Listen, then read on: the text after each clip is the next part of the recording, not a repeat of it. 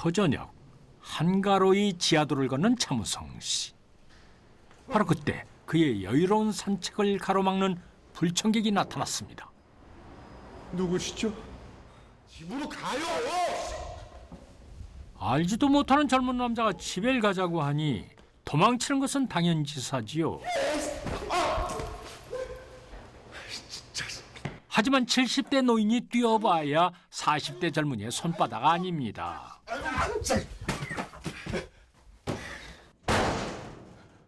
그러고는 다짜고짜 그를 방에 가두는 남자.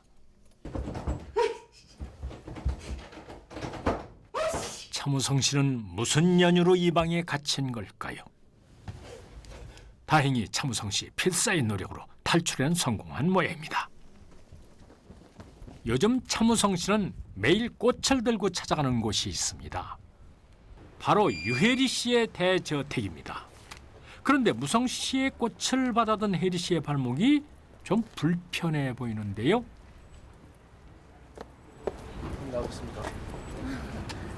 혹시 김 기사님이 계단에 미끄럼 방지 테이프 붙여놓으셨어요? 네? 아니요, 제가 안 붙였습니다. 아, 예. 누군가 그녀의 삐끗한 발목이 무척이나 걱정이 됐던 모양입니다.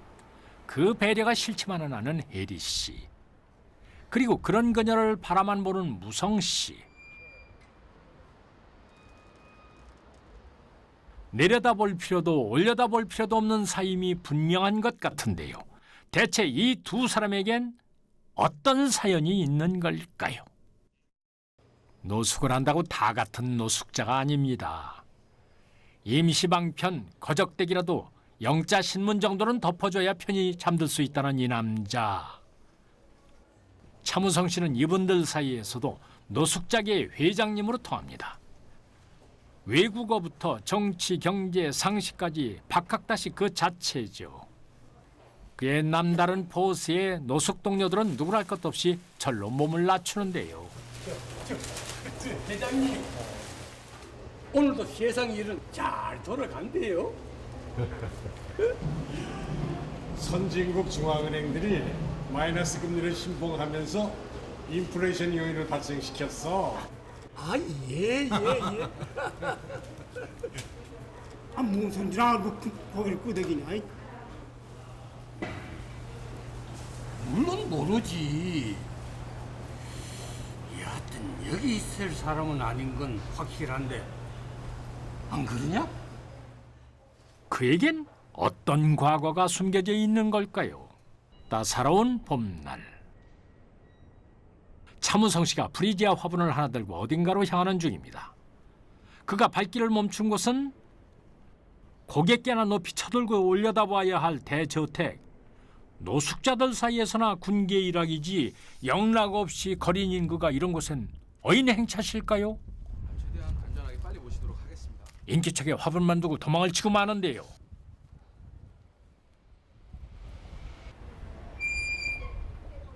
아, 이를 어쩝니까? 혜리 씨가 무성 씨가 두고 간 화분에 걸려 넘어질 뻔했습니다. 화를 낼 법도 한데 정성으로 흙을 주워 담는 그녀는 미모의 100억 자산가입니다. 향기 좋다. 오늘도 프리지아 화분을 두고 가셨네. 얼굴이라도 좀 보여주실 일이지. 아무래도 무성 씨, 혜리 씨를 마음에 품은 모양입니다. 하지만 그녀는 미모의 재력까지 갖춘 자산가. 노숙자 신생계획인 언감생심 오르지 못할 나무지요. 이 무모한 짝사랑이 시작된 건 6개월 전. 무성 씨는 잘 곳을 찾아 헤매다가 혜리 씨 집 앞에서 하룻밤 신세를 지게 됐는데요. 그날도 오늘처럼 인기척에 도망을 쳤다가 그녀를 처음 보게 된 것입니다. 그리고 첫눈에 사랑에 빠졌지요. 10분 정도 걸릴 것 같습니다. 오늘도 혜리 씨를 만나고 한껏 기분이 좋아진 무성 씨. 그런데 그의 앞을 한 남자가 막아섰습니다. 도대체 어디 갔다 오신 거예요? 아니, 누구시죠? 또 제가 누군지 모르시겠어요? 내가 당신은 왜 알아야 합니까? 알았으니까 집으로 가요. 내가 당신 집에 왜 가요? 집으로 가요! 무성 씨, 수상한 남자를 피해 36개 주랭랑을 치고 보는데요. 하지만 수상한 남자의 추격도 만만치가 않습니다. 알지도 못하는 이가 아는 척을 하는 것도 어이가 없는데 다짜고짜 집에 가자니 무성 씨는 이 상황이 황당할 따름입니다. 한낱 노숙자에 불과한 그를 이토록 끈질기게 쫓아오는 이 젊은 남자는 도대체 누굴까요? 그 시간 노숙자로 들끓는 다른 지하도엔 환한 웃음꽃이 피었습니다.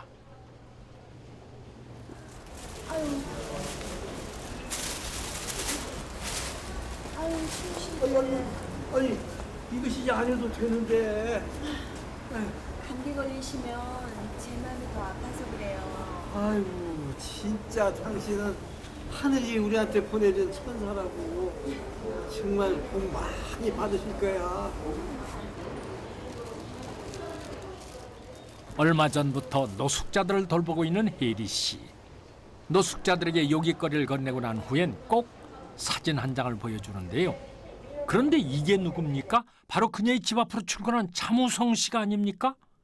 지금은 노숙자 신세인 차무성 씨의 사진을 왜 혜리 씨가 갖고 있는 걸까요?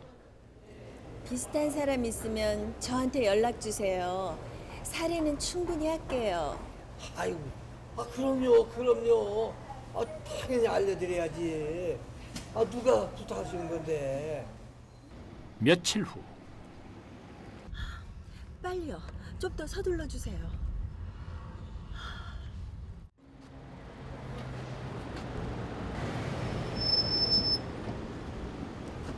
혜리 씨 마음이 무척이나 급한 모양입니다. 전화 한 통을 받고 바로 차를 돌려 달려오는 길인데요. 혜리 씨를 호출한 사람은 누굴까요? 얼마 전 그녀가 친절하게 옷까지 벗어줬던 그 노숙자였군요. 진짜 그 사람이 확실해요? 확실하다니까요. 선사님이 보여주신 그 사진하고 똑같이 생겼다고. 그 얼마 전에 이 구역으로 이렇게 옮겨온 사람인데 아주 똑같이 생겼어. 저기 있네, 저기. 가까운 곳에 서로를 놔두고도 무슨 이유에선지 만날 수 없었던 두 사람. 혜리 씨와 무성 씨는 드디어 만나게 되는 걸까요? 그런데 이 남자 차무성 씨가 아닙니다. 이 안타까운 순간을 놓치지 않고 지켜보는 한 사람이 있었습니다. 이 남자는 무성 씨를 끈질기게 쫓아오던 그 수상한 남자가 아닙니까? 수상한 남자가 결국 무성 씨를 집으로 끌고 온 모양입니다. 아버지! 제발 집에 좀 계시라고요. 이번에 또 도망치시면 저도 못 참습니다. 아시겠어요? 대체 나한테 왜 이러는 거예요? 아들. 아니, 아들이라면서요? 아들이 아버지를 가두는. 아니, 대체 당신 정체가 뭐야? 다 아버지를 위해서 그러는 거예요. 제발 제 말 좀 믿으시라고요. 자신을 아버지라고 부르는 낯선 남자의 손에 끌려온 무성 씨. 지금은 어떻게든 도망쳐야겠다는 생각뿐입니다. 그런데 무성 씨는 잠시 후 더 충격적인 상황을 목격하게 됩니다. 방 안 한가득 흩뿌려져 있는 그의 짝사랑 혜리 씨에 관한 자료들. 볼수록 수상하기만 한 이 남자의 꿍꿍이는 대체 뭘까요? 그때 무조건 반항하기만 하던 무성 씨의 태도가 돌변합니다.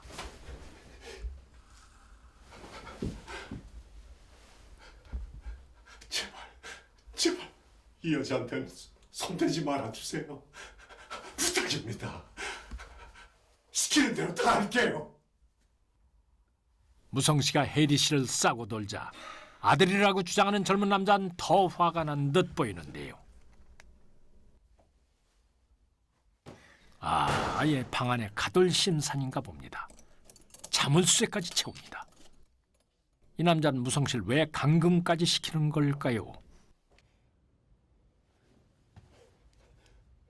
그렇다고 가만히 당하고만 있을 무성 씨가 아닙니다. 혜리 씨 걱정이 견딜 수가 없었던 겁니다.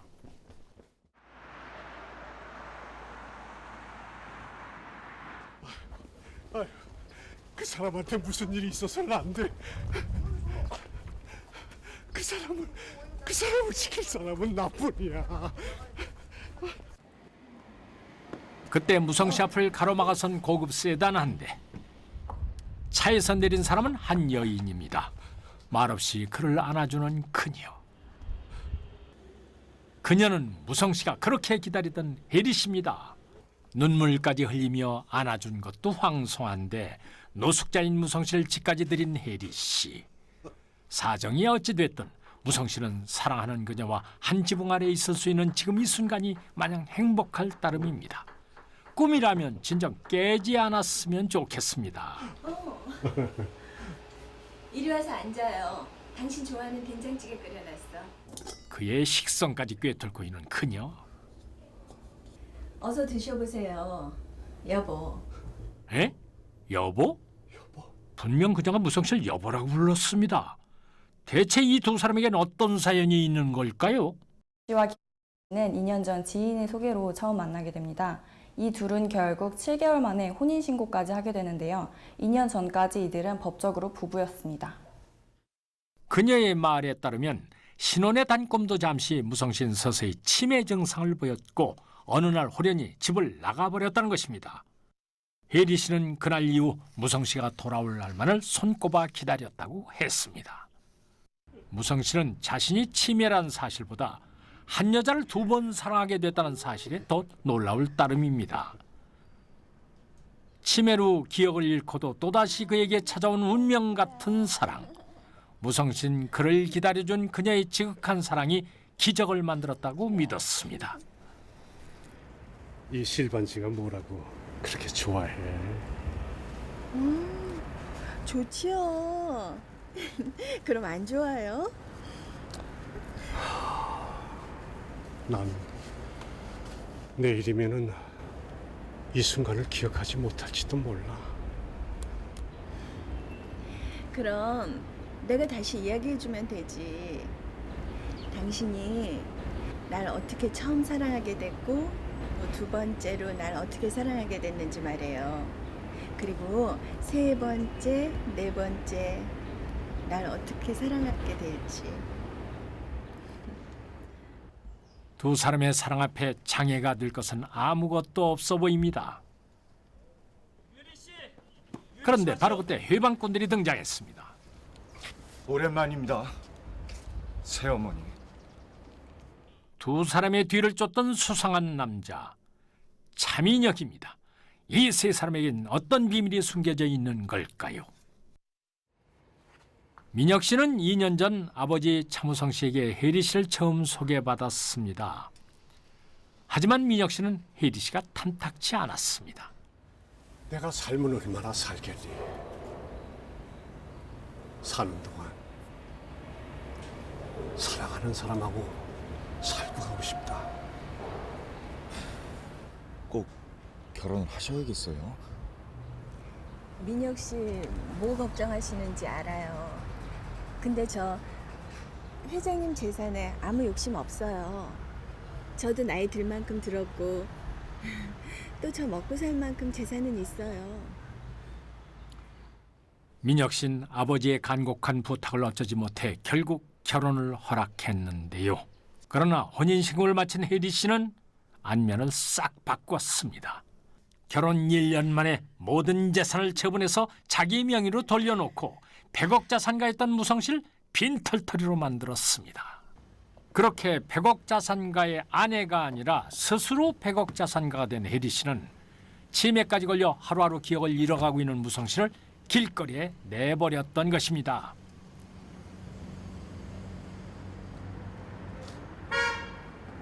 그날 이후 버림받은 무성 씨는 노숙자 신세가 됐고 연락이 되지 않는 아버지와 자꾸만 연락을 피하는 새어머니를 이상하게 여긴 민혁 씨가 집으로 찾아왔을 땐 이미 이사를 간 후였습니다.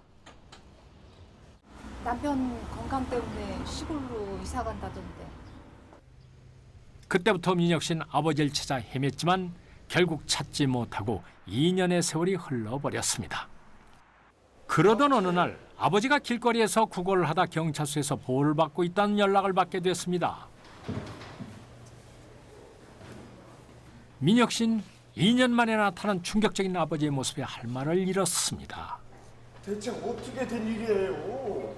100억 자산가였던 아버지가 치매에 걸린 노숙인이 되어 나타났으니 그럴 수밖에요. 누구세요? 아들을 전혀 알아보지 못하는 아버지를 민혁 씨는 어떻게든 집으로 모시려 했지만 기억을 잃은 아버지는 매번 도망을 쳤습니다. 그때부터 부자지간에 쫓고 쫓기는 추격전은 시작됐고 아버지의 안위가 걱정됐던 민혁 씨는 아버지의 뒤를 밟게 된 것입니다. 그러던 중 혜리 씨를 찾아간 무성 씨를 발견하게 됐고 그곳에서 다시 혜리 씨와 사랑에 빠진 아버지를 목격하게 됩니다.